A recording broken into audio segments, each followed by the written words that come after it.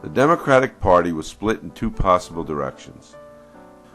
One represented the rural Democratic views of prohibition, pro-Ku Klux Klan, and anti-Semitism that was strongest in the southern states.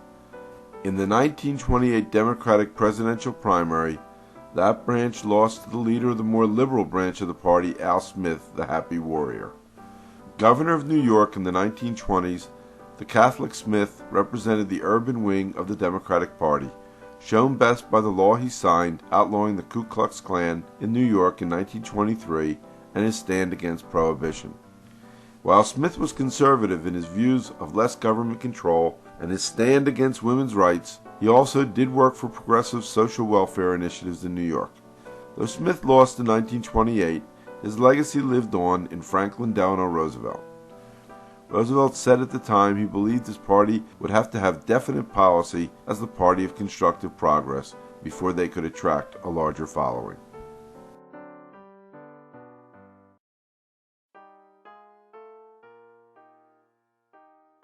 A reaction to Wilson and World War I was complete Republican dominance of the presidency through the Harding, Coolidge, and Hoover administrations. Each made the government more conservative than it had been under the progressives. The Democrats nominated Alfred Smith, and the Republicans nominated Herbert Hoover. Hoover would win the election, including 5 former states of the Confederacy, a first for a Republican candidate. He was a businessman who believed that liberalism would destroy political equality and dry up the spirit of liberty and progress. In 1929, the Great Depression began, and Hoover did not immediately respond, saying that the spread of government destroys initiative, and thus destroys character. Hoover's message of self-help and local government aid did not solve the problems of unemployment and widespread suffering from the economic collapse, and he was not re-elected in 1932.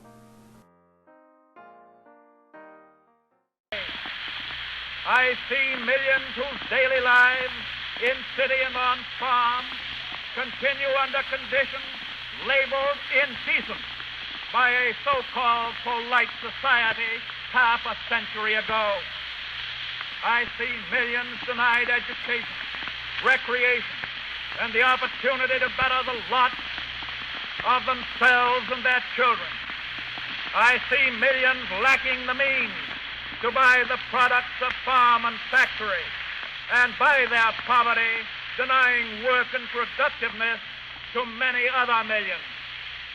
I see 1/3 of a nation ill-housed, ill-clad, ill-nourished.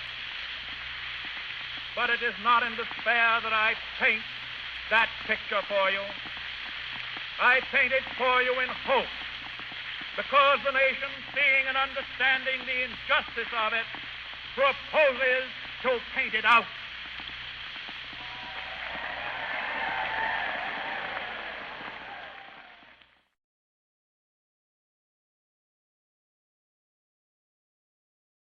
On July 14, 1948, Speaker Hubert Humphrey, mayor of Minnesota, presented his civil rights platform. To those who say that we are rushing this issue of civil rights, I say to them, we are 172 years late.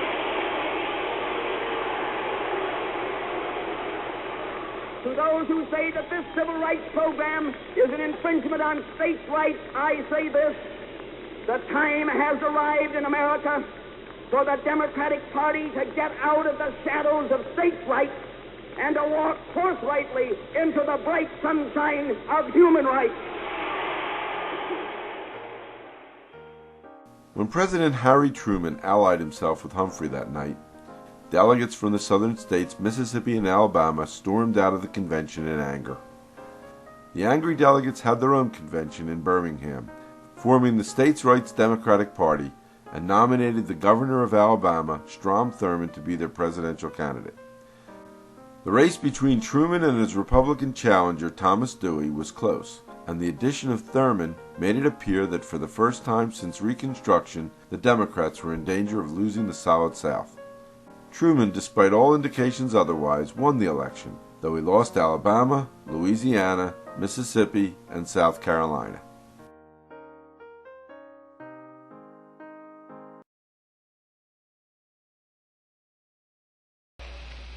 And so, my fellow Americans, ask not what your country can do for you. Ask what you can do for your country.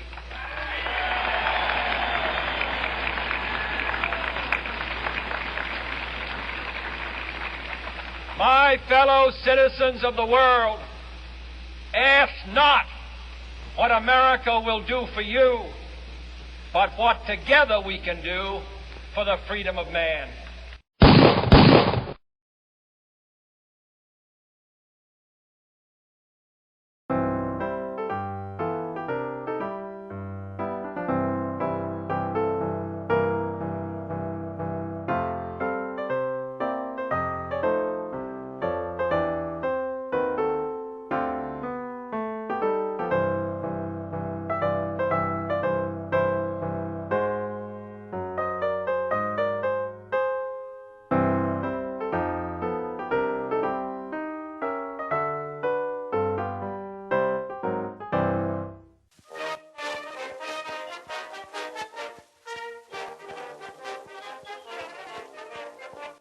In 1964, Lyndon Johnson's opponent was Republican Barry Goldwater, a conservative senator from Arizona who believed in limited government and states' rights.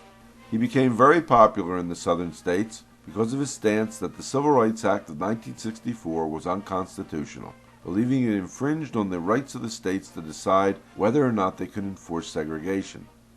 One politician who supported Goldwater was Strom Thurmond, originally a Southern Democrat who switched parties and became a Republican, campaigning throughout the South for Goldwater.